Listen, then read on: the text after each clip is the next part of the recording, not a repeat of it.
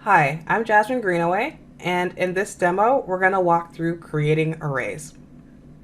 In this example here, we're looking at two ways to create an array.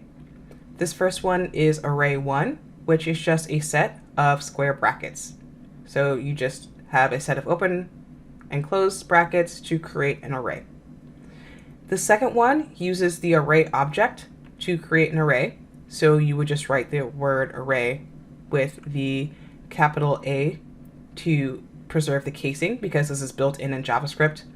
And in the parentheses here is where you have to specify the length. This is a required number. So you could either put this in a variable and then add it into this parentheses here, or you could just put the number, I could have just put the number 5 in here as well.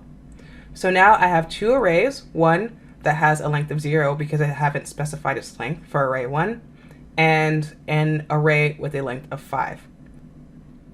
So if I move on to this next example, I will see here on line 11 and 12 that 0 gets printed to the console because array 1 has no length. We just created an empty array. And on line 12, we see that array 2 has a length of 5 because remember we used the array object to create that second array. And remember that we have to specify the length here.